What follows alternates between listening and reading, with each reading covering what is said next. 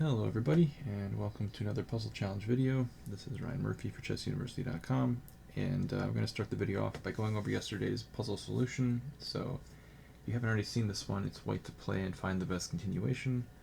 I'll give people who haven't seen it already a moment to pause, and then I'll proceed with the solution. Okay, so apologies to people who were expecting this to come out yesterday. I tried uploading it, but apparently it froze in the middle of uploading, so it came out much later than expected. But anyway, the solution here is, again, for white to play and try to find the best way forward. Black is already forking the queen and the rook, which looks like a pretty big problem for white, and it is, and there's really only one way to get out of this. I wouldn't even want to say cleanly, but in a way where white has fighting chances. So in the game, I can show that white played this move, trying to get counterplay against g6, but overlooked that knight takes f1 comes with check. And then after this, it's just over. Black's up too much material. It also depends on where the king goes next. So yeah, I mean, it's just too much. And since that's no good for white, backing up, they have to find something else creative here. Otherwise, well, we're going to be taking one of these pieces with check next as black. So white has to find the move rook takes g6. It's the only other really forcing move in the position. And the point of this move is that after king takes, you've exposed the king slightly, and you have this move queen g2 check. Then after the king moves out of check, you can grab the knight. And it's basically the same scenario as earlier, except you've really compromised black's king. You've won a pawn back on g6, and you're ready to play moves like rook e1, rook e5, try to attack the f5 pawn. And there's chances for counterplay in this endgame. Black is still for choice, but because they're a pawn up. But yeah, white has some chances to fight here. So this is relatively the best that that white can do. So that's the solution. Now we can move on to our new puzzle, which is this one. And here it's going to be black to play and find the best line.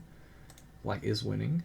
There's actually two lines that are probably winning for black, but one's definitely much cleaner than the other. I think both are definitely sufficient. This was played actually as a game with one of my students, played online in a 10+5-minute tournament, and well, let's see how the game developed up to this point. It was a very tactical game. Alright, so this one was a Sicilian, transposed into an open Sicilian, and we had a dragon variation with 9 castles long, bishop d7.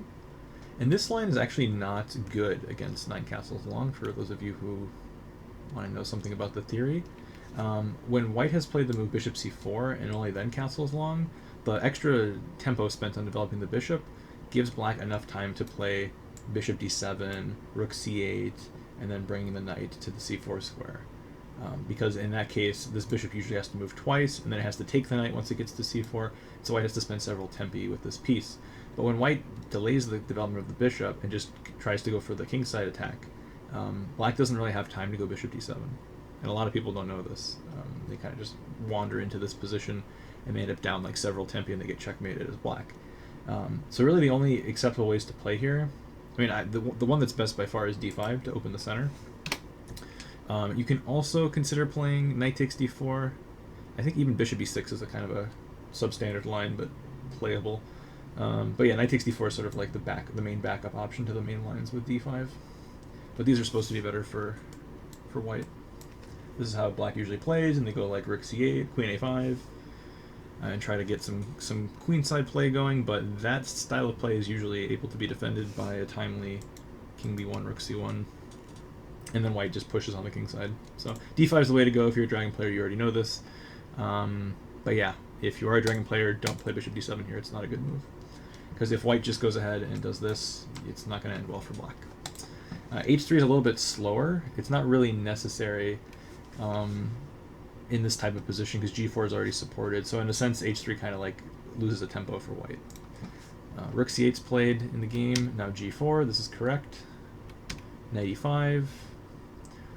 Trying to go for this knight c4 maneuver, which is typical in the dragon. But again, it's losing time for black because usually white will have spent 2 moves already on this bishop. I guess you can say they wasted a move on h3. So white's going to end up with 1 extra tempo instead of 2 or 3. it's just still pretty substantial when you're in a race. So here f4 is played, which seems reasonable, kicking the knight. Knight goes to c4, takes. And now this is a move I don't like very much, knight f3 retreating, because now there's a lot of pressure on this e4 point, and if black had played the move bishop c6 here, or even just taking it, honestly, the pawn is technically hanging, but bishop c6 is even more annoying because you're trying to say to white that they have a lot of pieces lined up on this diagonal. But simply taking the pawn is also very good. Knight takes, and then takes. This would be good for black. They're up a pawn, still can attack on the queen side. Nothing quite close to checkmates happening on the king side, so yeah.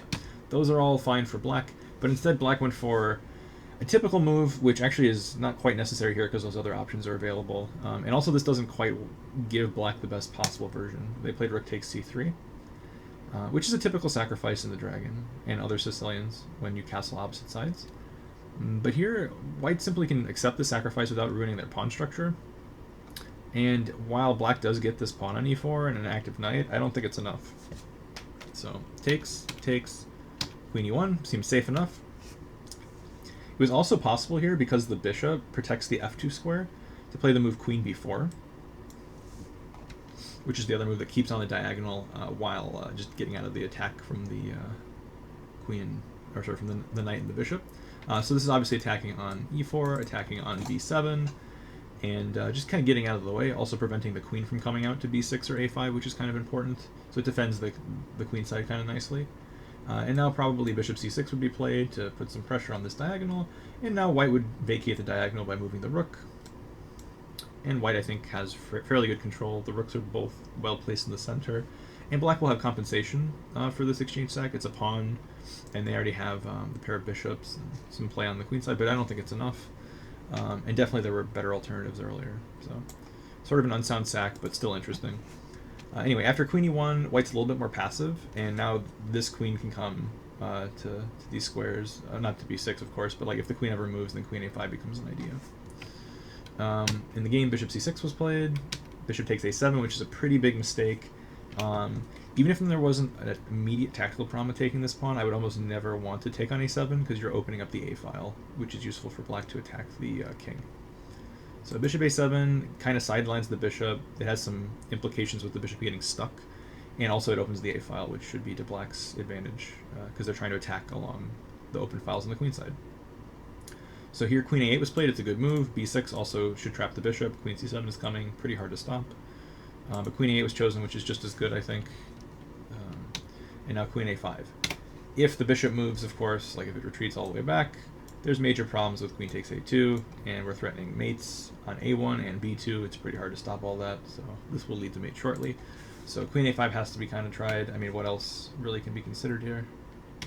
Yeah, this is pretty much the only thing white can try reasonably. And now knight c5 was played.